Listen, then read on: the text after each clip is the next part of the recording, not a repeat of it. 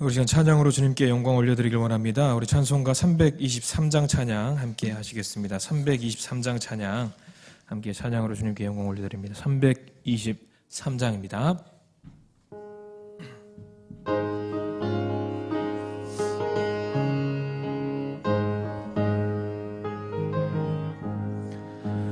푸른 바다 나서니 몸 어디든지 가오리다. 괴로우나 즐거우나 주만 따라가오리니 어느 누가 막으리까. 죽음인들 막으리까. 어느 누가 막으리까. 죽음인들 막으리까. 아골골짝 빈들에도 복음 들고 가오리다. 소돔 같은 거리에도 사랑 안고 찾아가서 종의 몸에 지닌 것도 아낌없이 드리리다. 종의 몸에 지닌 것도 아낌없이 드리리다. 존귀 영광 모든 권세 주님 홀로 받으소서. 멸시천대 십자가는 제가 지고 가오리다. 이름 없이 빛도 없이 감사하며 섬기리다. 이름 없이 빛도 없이 감사하며 섬기리다. 아멘. 우리 찬송가 325장입니다. 325장 예수가 함께 계시니 우리 함께 찬양합니다.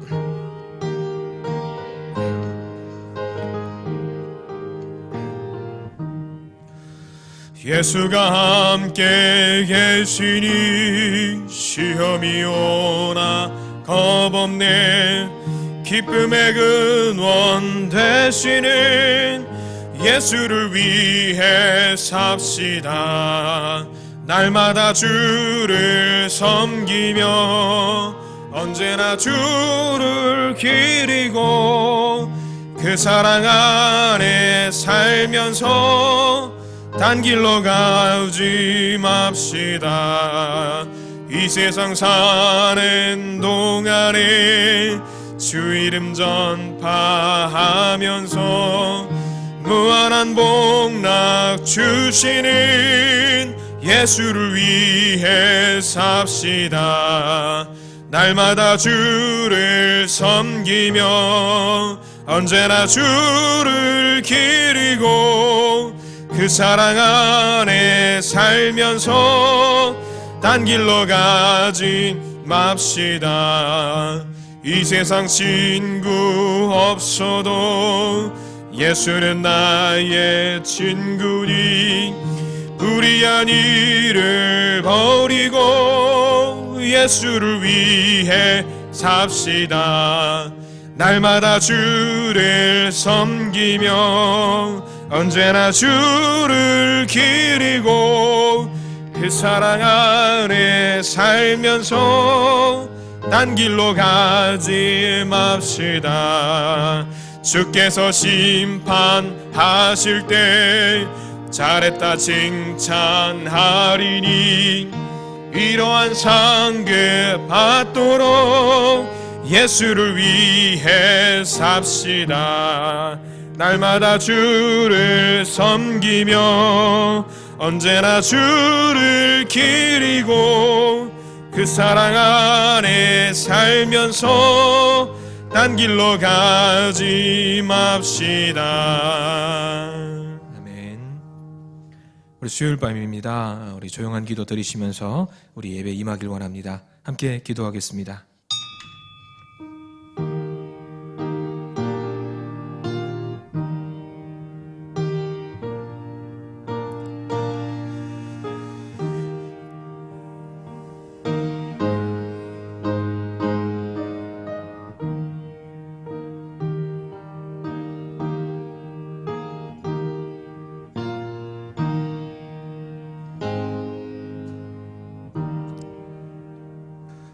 사랑과 은혜가 많으신 주님 감사합니다. 수요일 밤 주님 보고 싶어서, 주님 목소리 듣고 싶어서 주님의 성전을 찾았습니다. 그리고 각자의 자리에서 주님 음성 듣기 위해서 이 시간 함께 예배 드립니다. 주님, 그 예배 가운데 함께하여 주시옵소서. 예수님 이름으로 간절히 기도드렸습니다. 아멘. 우리 찬송가 279장 찬양하시고요, 우리 장정승 권사님께서 우리를 대표해서 기도하시겠습니다. 찬송가 279장입니다.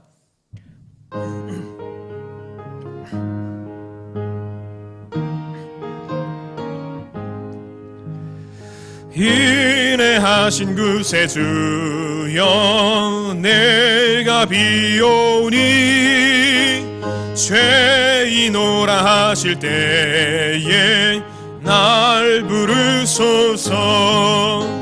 주여 주여, 내가 비오니 죄인오라 하실 때에 날 부르소서.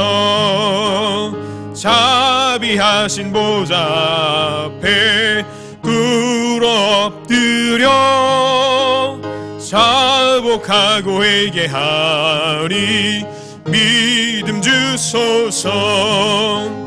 주여 주여, 내가 비오니 죄인오라 하실 때에 날 부르소서. 주의 공로 의지하여 주께 가오니 상한 마음을 고치시고 구원하소서. 주여 주여, 내가 비오니 죄인오라 하실 때에 날 부르소서. 만복 근원 우리 주여 위로하소서. 우리 주와 같으시니 어디 있을까. 주여 주여, 내가 비오니 죄인오라 하실 때에 날 부르소서. 아멘. 하나님 아버지, 오늘도 저희 함께 하시어 주님의 전으로 불러주심을 감사드립니다. 이 시간 이 자리에 모인 성도님들, 온라인 예배로 드리는 성도님들 모두가 한 마음으로 전심을 다해 찬양하고 기도하게 하시옵소서. 저희들 삶을 온전히 주께 맡기오니 주님의 자녀로 성도다운 성도로 살아가는데 부족함이 없도록 인도하여 주시옵소서. 우리에게 주신 삶의 자리에서 주님 보시기에 합당한 열매 맺는 삶을 살아갈 수 있도록 도와주시옵소서. 주님, 이 나라가 코로나 백신 접종이 시작되었습니다. 온 나라 국민이 한 사람도 빠짐없이 예방접종이 순조롭게 순리적으로 이루어질 수 있도록 도와주시옵소서. 우리는 주님의 인자하심이 필요합니다. 주님이 주시는 도우심이 이 나라 이 땅 가운데 임하여지기를 기도합니다. 주님, 이 나라를 불쌍히 여겨 주시옵소서. 주님께서 우리나라, 세계를 위해 하실 일이 너무 많습니다.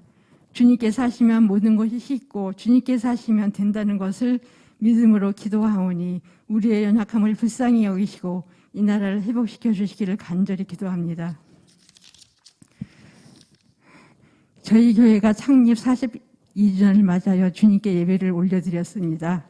하나님께서는 이 땅에 세우신 수많은 교회들이 있습니다. 주님께서는 각 지교회마다 주님의 계획이 있으신 줄 믿습니다. 저희 교회는 세상을 변화시키고 지역사회를 변화시키는 교회가 될 수 있도록 도와주시옵소서. 말씀을 들고 당에 서신 목사님께 말씀 선포하실 때 성령님께서 함께하여 주실 것을 믿사오며 우리를 구원하신 예수 그리스도의 이름으로 기도드립니다.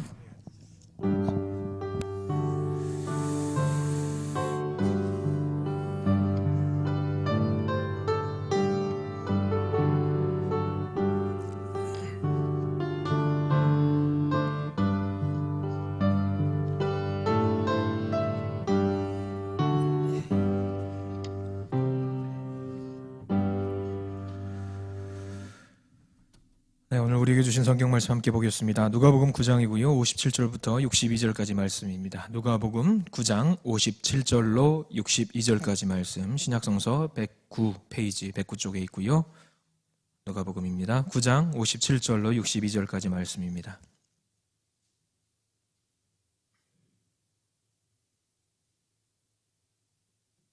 누가복음 9장 57절로 62절 말씀인데 우리 한 목소리로 봉독해 올리길 원합니다. 9장 57절부터 같이 읽습니다. 시작. 길 가실 때에 어떤 사람이 여짜오되 어디로 가시든지 나는 따르리이다. 예수께서 이르시되 여우도 굴이 있고 공중에 새도 집이 있으되 인자는 머리 둘 곳이 없도다 하시고 또 다른 사람에게 나를 따르라 하시니 그가 이르되 나로 먼저 가서 내 아버지를 장사하게 허락하옵소서. 이르시되 죽은 자들로 자기의 죽은 자들을 장사하게 하고 너는 가서 하나님의 나라를 전파하라 하시고 또 다른 사람이 이르되 주여 내가 주를 따르겠나이다마는 나로 먼저 내 가족을 작별하게 허락하소서. 예수께서 이르시되 손에 쟁기를 잡고 뒤를 돌아보는 자는 하나님의 나라에 합당하지 아니하니라 하시니라. 아멘. 네, 수요일 밤입니다. 수요 예배로 함께 모이신 그리고 각자의 자리에서 온라인 예배로 예배를 드리시는 모든 분들께 하나님의 놀라운 축복이길 간절히 기도합니다. 독특한 문화가 계속되고 있죠. 우리 그 백신이 접종이 시작되고 있긴 하지만 제가 어렸을 때만 해도 아버지께서 하셨던 말 그리고 할아버지께서 하셨던 말이 죽어도 교회에서 죽어라.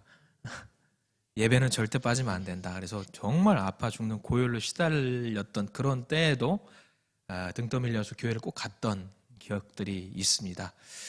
지금은 공교롭게 가고 싶어도 이제 잘 못 가게 되는 그런 상황이 됐는데요. 그래서 우리 교회도 온라인 예배로 드리는데 각자 있는 그 자리에서 그 마음가짐으로 우리가 예배 드리는 우리가 되기를 간절히 기도합니다. 자, 오늘은 예수님을 따르는 사람들, 우리 간단하게 예수님을 따르는 사람들을 우리가 두 글자로 뭐라고 그러죠? 여러분들 다들 아시는 글자입니다. 초성은 지읒지읒입니다. 뭘까요? 제자라고 그러죠. 제자, 예수님을 따르는 사람들입니다. 자, 오늘 제자, 예수님을 따르는 사람들이라는 제목으로 말씀을 나눠보고자 합니다. 자, 51절 말씀입니다. 우리가 읽은 성경 본문은 아닌데요, 우리 같이 한번 읽길 원하는 마음에서 한번 읽어보길 원합니다. 51절 말씀 같이 한번 읽어보겠습니다. 예수께서 승천하실 기약이 차감해 예루살렘을 향하여 올라가기로 굳게 결심하시고 라고 성경에 나와 있습니다. 예루살렘은 사실 여러 차례 예수님께서 방문하셨던 곳입니다. 그런데 이번에 방문하는 예루살렘 여행길은요, 의미가 좀 다릅니다. 다르죠. 예루살렘을 올라가셔서 이번에 올라가는 예루살렘 길은 마지막 길이에요. 마지막 길입니다. 십자가를 지셔야 되는 마지막 여정길을 오늘 성경 말씀 51절부터는 나와 있습니다. 이에 대해서 성경은 예수께서 승천하실 기약이 차간다라는 표현으로 51절에 적혀 있어요. 차간다. 자, 예수님께서 왜 예루살렘으로 가셔서 고난을 받고 십자가를 지시는 일을 그대로 밝히지 않고 그 다음의 일, 부활의 일을 먼저 말씀하셨는지 우리가 먼저 생각할 필요가 있습니다. 부활 승천 사실을 사실 먼저 언급하시고 그 다음에 고난이 있을 거라고 이야기를 하셨는데 그 이유는요, 예수님께서 예루살렘으로 올라가시며 사람들에 의해서 잡혀서 죽임을 당하게 될 것이지만 그게 우리는 알고 있는 거지만 패배가 아니라는 사실을 알려주시기 위한 예수님의 뜻이 있으셨어요.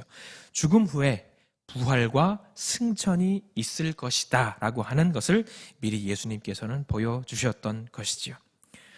결과적으로 부활의 승리가 보장되어 있지만 이 승리는 그냥 얻어내는 승리가 아니지요. 십자가를 지시고 죽으시는 희생이 있어야지만이 이 승리를 얻을 수 있었습니다. 그래서 그 과정을 받아들이기 위해서 예수님은 결단이 필요하셨어요. 그래서 예수님은요, 보통 결심을 하신 것이 아니라 굳은 결심을 하시고 예루살렘으로 향해 가시게 되었다고 말씀하고 있으십니다. 그런데 이렇게 주님께서 굳은 결심을 하시고 예루살렘에 가시면서 길에서 세 사람을 만나게 됩니다. 그리고 대화를 나누게 되는 내용이 오늘 우리가 읽었던 57절과 62절 본문에 자세하게 나와 있습니다. 자, 오늘 본문을 중심으로 우리가 주제가 제자죠. 예수님을 따르는 사람들이죠. 그러면 우리가 오늘은 이런 말씀을 하시겠구나라고, 이런 말씀 하겠구나라는 것을 어리짐작할 수 있을 거예요. 예수님을 따르는 자는 어떤 모습을 우리가 해야 되는지에 대해서 성경은 명확하게 이야기하고 있는데요. 오늘 본문을 통해서 우리 함께 나누어 보기를 원합니다. 자, 오늘 본문 중심으로 우리가 어떻게 주님을 잘 따라 살 수 있는지 살펴보고자 하는데요. 말씀 가운데 하나님의 은혜가 있기를 간절히 바랍니다. 자, 첫 번째인데요. 자, 57절 말씀입니다. 자, 57절 말씀 우리 같이 한번 읽어보길 원합니다. 함께 읽겠습니다. 길 가실 때에 어떤 사람이 여짜오되 어디로 가시든지 나는 따르리이다. 아멘. 이게 바로 우리의 고백 맞죠? 네, 예수님이 어디를 가든지 내가 따르겠습니다. 이게 제자의 고백 아니겠습니까? 맞습니다. 우리의 고백이에요. 자, 예수님께서 굳은 결심을 하고 가시는데 예루살렘으로 가시는데 어떤 사람이 나와서 말을 합니다. 저도 예수님을 따라가겠습니다 라고 이야기를 하는 거예요. 이 사람 정말 대단해 보입니다. 요즘 세상 보면 어떻습니까? 예수님을 믿으라고 그렇게 권해도 사람들은요 듣지 않습니다. 그럼에도 불구하고 이 사람은요 먼저 말을 합니다. 제가 예수님을 따르겠습니다. 그리고 그냥 따르는 것도 아니에요. 설명이 더 돼 있습니다. 어떻게 따르냐면요, 어디로 가시든지 제가 예수님을 따르겠습니다라고 강조하고 있어요.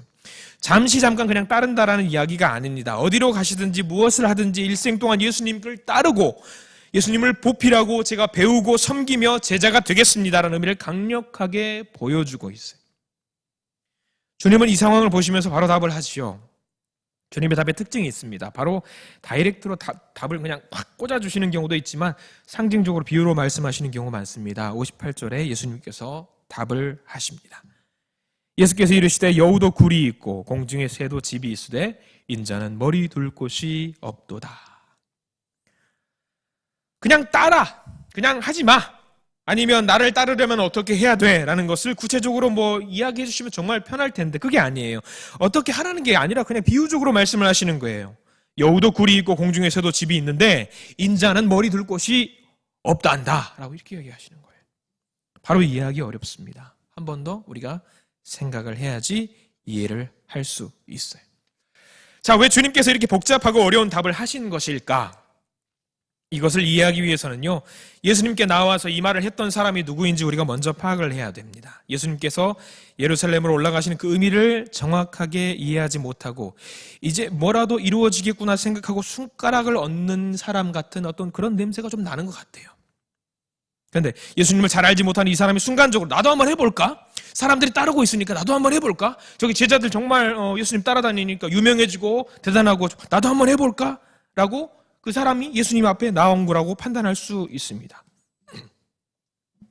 그런데 이 사람이 어떤 사람인지를 병행구절이 있습니다. 이 말씀 누가복음 이 말씀 똑같은 말씀이 마태복음 8장 19절에 그런 말 같은 내용이 나오는데요.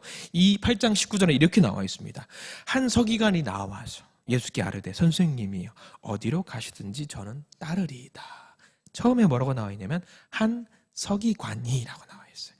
서기관이 뭐 하는 사람일까? 서기관들은요, 모세 오경, 그러니까 율법이죠. 율법을 필사하고 막 적고 공부하고 말씀을 배우고 가르치는 사람들이에요. 자, 서기관. 그럼 하나님의 말씀을 뭐 하는 사람들이냐면 전하는 사람들이에요. 선포하는 사람들이에요. 영어 성경에는 teacher of law라고 그랬어요. law는 이제 법, 율법인데 율법 선생님이에요. 선생님이에요.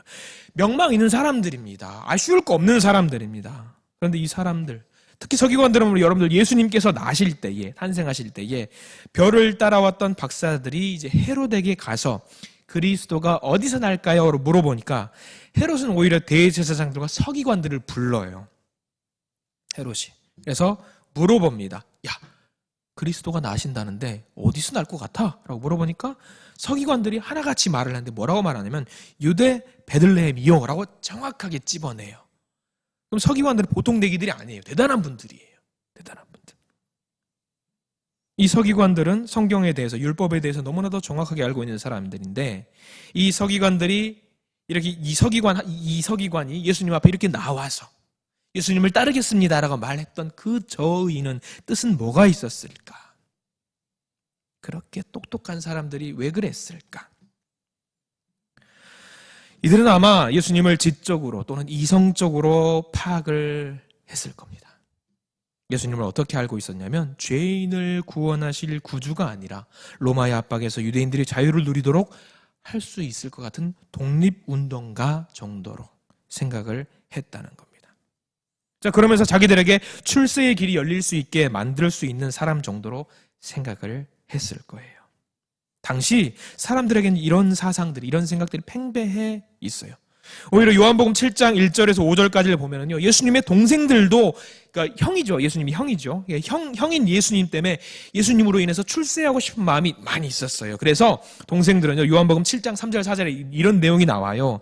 그 형제들이 예수께 이르되 당신이 행하는 일을, 그러니까 형이 하는 일을 제자들도 보게 여기를 떠나서 유대로 가, 형. 유대로 좀 가. 그래서 4절에는 스스로 나타나기를 구하면서, 나 혼자 스스로 나타나기를 구하면서 묻혀서 일하는 사람이 없나니 이 일을 행하려 하거든 자신을 세상에 나타내소서라고 말을 해요. 그러니까 형 보고 그렇게 이야기하는 거예요. 형, 갈릴리 이런 촌구석에서 뭐 하지 마. 사람들이 알아줘봤자 얼마나 알아주겠어. 세상을 구원하겠다고 이야기했잖아. 그러면 도시로 가. 도시로 가. 도시로 가서 이름을 떨치고 따르는 사람을 많이 만들어. 라고 이야기를 하는 거예요. 예수님의 동생들도. 그래야지 사람들이 알아줄 거라고. 이 말이 내포하는 의미는 자기들도 예수님을 따라서 출세 한번 해보겠다는 말이거든요. 서기관도 마찬가지였어요. 심지어는 여러분들이 알고 있는 예수님의 제자들도 예수님으로 하여금 예수님의 제자들의 엄마를 대동해가지고 인사청탁하는 사건도 있다는 거 여러분 다 아시잖아요. 그렇죠? 세베대 아들, 그러니까 세베대 아들의 어머니가 청탁을 하죠. 주의 나라에서 하나는 좌편에, 하나는 우편에. 주님께서 왕 되시면 한 명은 좌의정, 한 명은 우의정. 이렇게 만들어주세요. 근데 예수님이 대답을 하신 거예요. 나로 인해서 무언가 이득을 얻으려고 하지 마. 고생할 생각을 해야 할 거야. 나를 따르려면 집도 없이 떠돌이가 될 거야. 인자는 머리 둘 곳이 없도다. 그러니까 나를 따르려면 집도 없이 정말 떠돌아 다녀야 돼. 라고 이야기를 하는 거예요. 주님을 따르다가 육신적으로 영적으로 환난이 오더라도 희생의 대가를 지불하면서 끝까지 따라야 한다라는 것을 예수님은 계속해서 강조하신 거예요. 사실 우리가 예수님을 따르면서 이렇게 예수님이 이야기하신 거죠. 머리 둘 곳이 없다고 이야기하시잖아요. 그러니까 우리가 예수님은 고생 많이 해야 돼라고 이야기하시지만 사실 우리가 예수님 믿으면서 이득이 되는 부분들도 상당히 많이 있다는 거 여러분 다 아시잖아요. 너무 많다는 거. 예수님은 자신을 따르던 사람들에게 복을 주셨어요. 고쳐주셨어요. 소원을 들어주셨어요. 각자의 소원대로 바라는 대로 해주셨던 부분들이 성경에는 너무나도 많이 나와 있습니다. 나사로의 죽음, 여러분 아시죠? 마르다와 마리아의 소원대로 해주셨어요. 그렇지만 서기관에게는 그동안 하셨던 행동들과는 좀 다르게 말씀하셨어요. 그 이유는 지난주 수요일 말씀 시간에도 나누었습니다마는 목적이 되어서는 안 되기 때문이죠. 모든 것이 수단이었어요. 사람들은요, 그것 자체만으로 목적 삼아서 예수님을 따르고 있었다는 것에 있어서 큰 문제가 있었습니다. 예수님을 마치 무슨 소원을 이루어주는 알라딘의 램프 정도로 생각을 하는 사람들이 정말 늘어나게 돼버렸어요. 자신들이 정한 목적을 가지고 예수님을 찾게 됩니다. 그래서 서기관을 향해서 목적과 수단을 착각하지 말고 바르게 판단하라는 것을 오늘 성경 말씀에 알려주시는 거예요. 이런 것이 정리가 되지 않으면 주님을 따를 수가 없습니다. 우리 그렇습니다. 우리 각자의 자리에서 예배를 드리는 그 목적은 뭡니까? 주님께 영광이잖아요. 그렇잖아요. 주님께 감사와 찬양과 영광을 올려드리는 것입니다. 그런데 그것보다 주변에 있는 수단에만 집중하게 된다면 그것은 정말 잘못된 신앙이에요. 주님은 우리 때로는 복을 주시고요. 때로는 아픔도 주시고요. 때로는 어려움도 주시고요. 우리 주님은 그런 분이세요. 그렇기 때문에 그런 상황들을 구분하지 말고 주님을 섬기며 주님을 따르는 자들이 되어야 합니다. 여러분, 이런 믿음을 대표하는 성경의 인물 한 명을 꼽아보자면 저는 모세를 꼽을 수 있을 것 같아요. 모세. 히브리서 11장 24절 26절에 이렇게 나와 있습니다. 믿음으로 모세는 장성하여 바로의 공주의 아들이라 칭함받기를 거절하고 도리어 하나님의 백성과 함께 고난받기를 잠시 죄악의 낙을 누리는 것보다 더 좋아하고 그리스도를 위하여 받는 수모를 애굽의 모든 보화보다 더 큰 재물로 여겼으니 이는 상 주심을 바라봄이라. 진정으로 주님을 따랐던 사람 아니겠습니까? 육체적으로 만족하고 육체적으로 행복함을 누릴 수 있는 충분한 여건들이 있었음에도 불구하고 그 모든 것을 내려놓고 주님만 바라본 모세.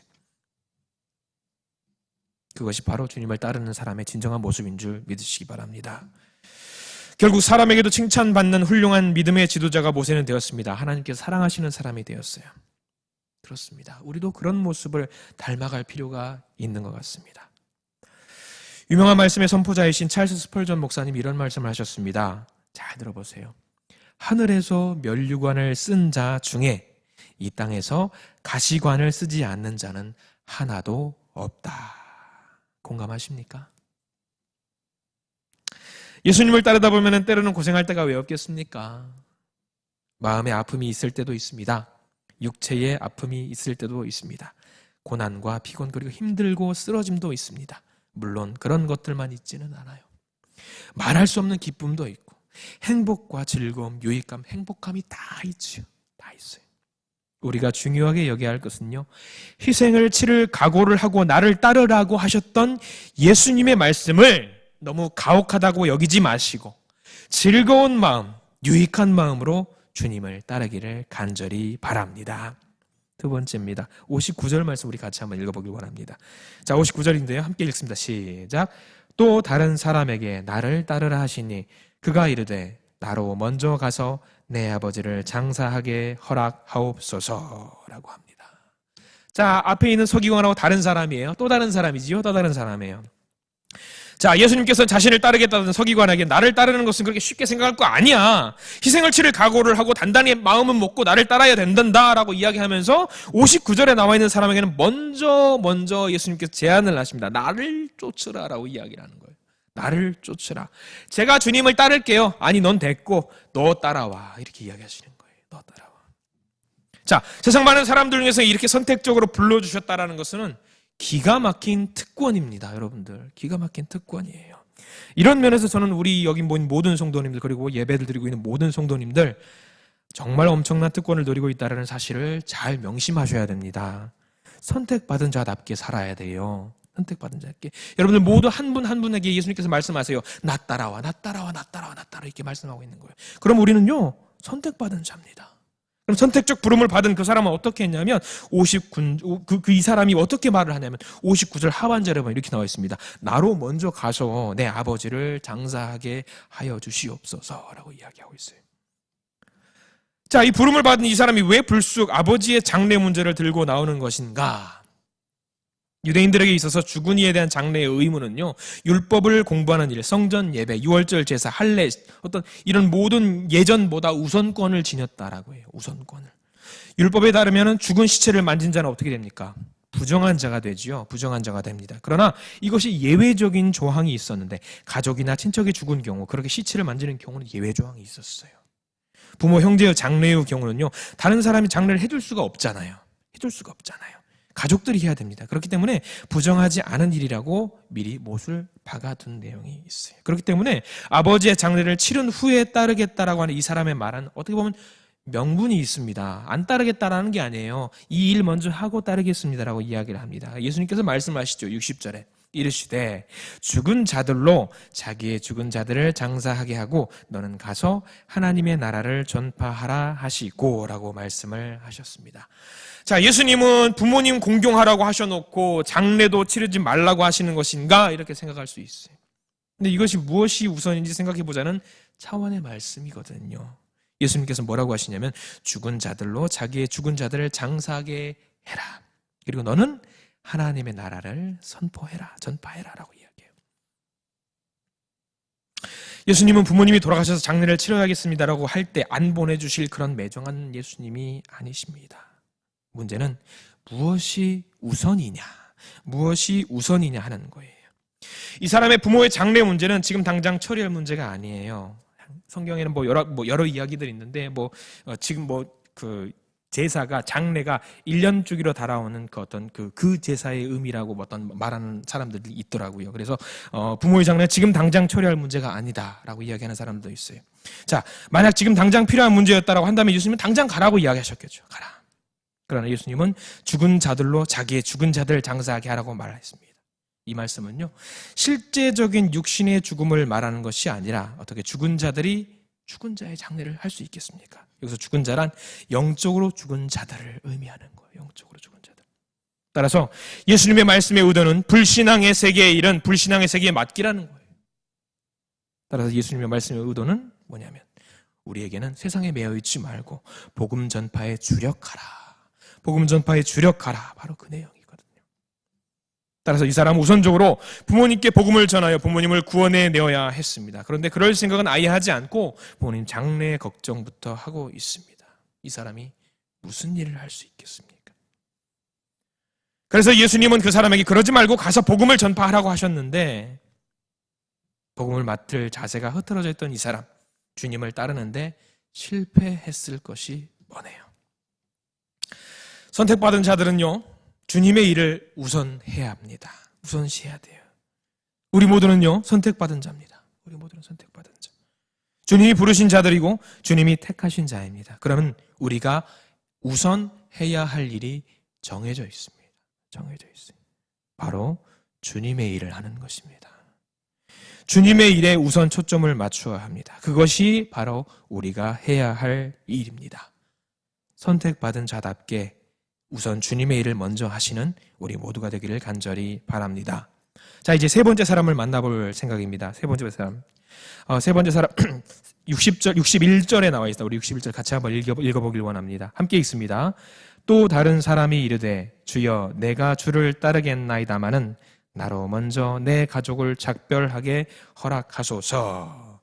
자, 이 사람은 우선 예수님을 따르겠다고 조건을 이제 예수님하고 거래를 하려고 그러죠. 잠시만 시간을 주십시오. 가족들과 이별을 좀 하고 와야겠습니다. 라고 이야기해요. 예수님께서 뭐라고 대답하냐면요, 그 다음에 이렇게 나와 있죠. 손에 쟁기를 잡고 뒤를 돌아보는 자는 하나님 나라에 적합한 사람이 아니다. 라고 이야기를 하고 있는 거예요. 예수님이 이렇게 가혹하게, 야, 이별 됐어.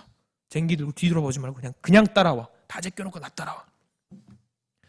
자, 이 구절 보면 열왕기상 19장 19절 21절에 엘리야가 엘리사를 부르는 그런 내용이 나옵니다.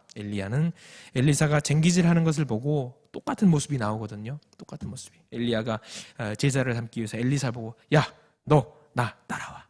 나 따라와. 이야기합니다. 엘리사는 여기서 뭐라고 이야기하냐면 엘리야에게 선생님, 저 가족들과 작별 인사 좀 하고 오면 안 될까요? 라고 이야기합니다. 똑같은 내용이 나와요. 어떻게 했을 것 같아요? 여기서는, 구약에서는 모르시겠죠. 하고 와 이렇게 이야기했어요. 하고 와. 작별 인사 하고 와 이야기했어요. 왜 그러셨을까? 그런데 예수님은 그런 여유조차 허락하지 않으셨다라는 거예요. 왜 그러셨을까? 왜냐하면 예수님이 보시기에 그만큼 지금 어떠냐면 시간이 없어요.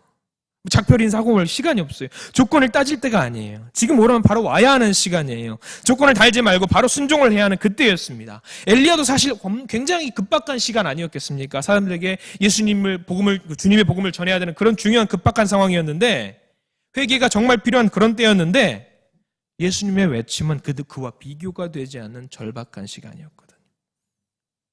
오늘 많은 사람들이 이 세 번째 사람의 유형으로 사는 것 같아요. 신앙생활도 조건적이고 기도도 예배도 너무 조건이 많습니다. 안 믿는 사람들 전도해 보세요. 얼마나 핑계와 조건이 많은지 몰라요. 교회는 나가야죠. 그런데 아직은 이래서 안 되고 저래서 안 되고, 또 믿는 분들에게는 얼마나 핑계와 조건이 많은지 모릅니다.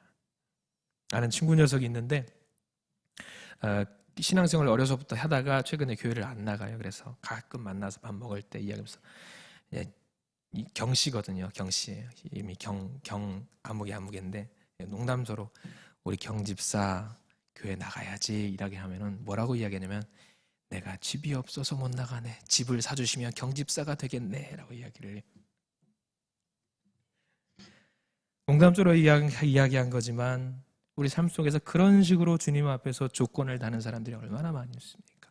뭐를 하면은 하겠습니다. 좀 더 열심을 내십시오라고 하면 이래서 어렵고 저래서 어렵고, 그래서 나중에.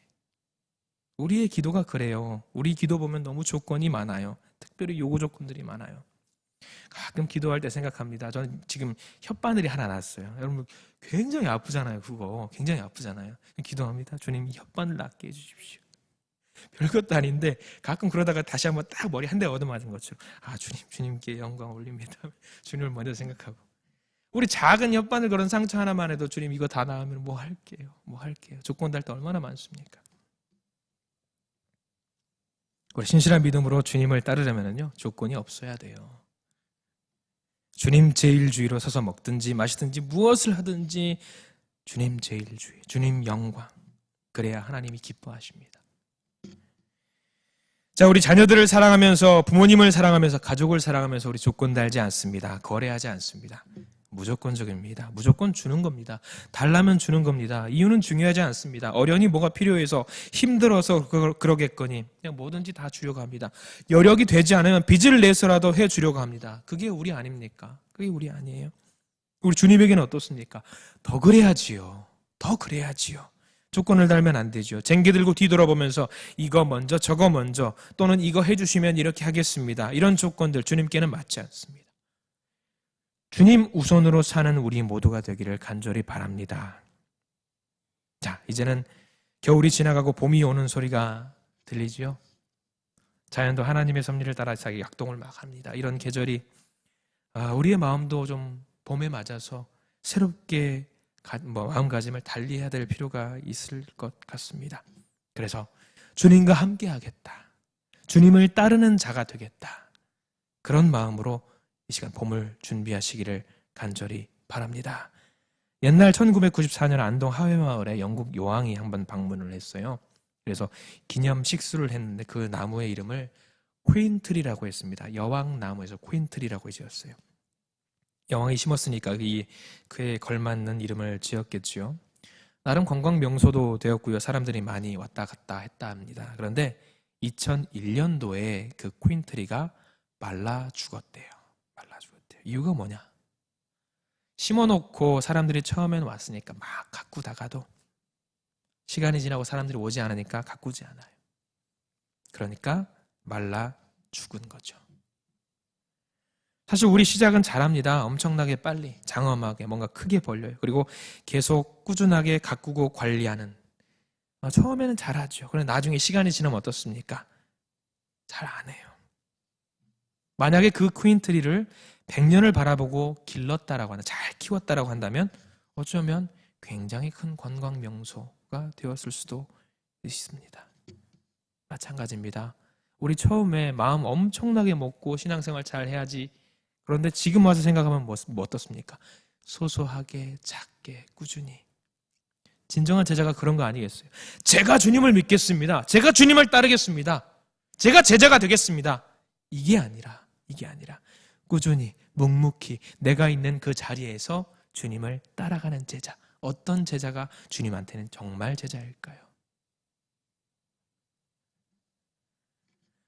우리는 믿음 생활하면서 그렇게 거대하게 마음 먹고 뭔가 엄청나게 해볼 것처럼 생각하며 시작할 때가 많습니다.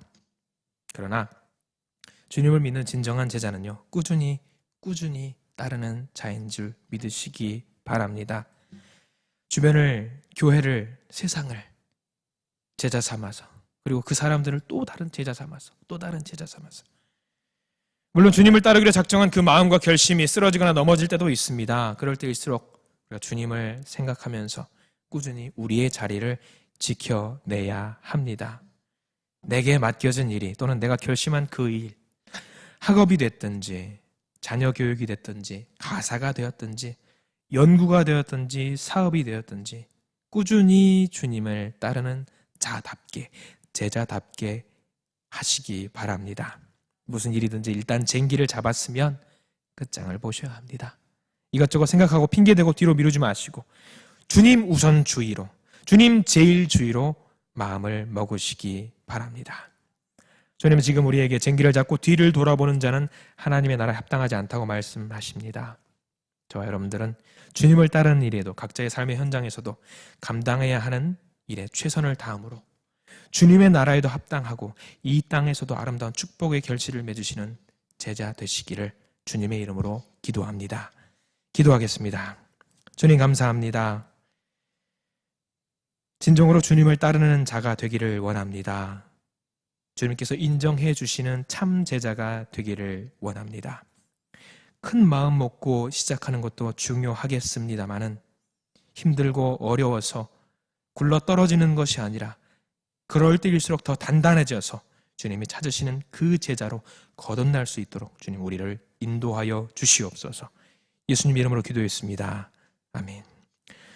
성부와 성자와 성령 삼위일체 하나님의 놀라운 은혜와 축복이 어렵고 힘들고 죄악 가운데 있는 이 세상 속에서 그럼에도 불구하고 주님을 따르기로 작정한 여기 모인 주님의 종들 위에 각자의 자리에서 예배를 드리고 있는 주님의 제자들 위에 그리고 우리 송파 은혜의 교회 위에 이제로부터 영원토록 함께 하시기를 간절히 축원하옵나이다. 아멘. 우리 각자의 기도 제목 가지고 뜨겁게 또 이 시간 기도하시고 하루를 마감하시는 우리가 되길 원합니다. 기도하겠습니다.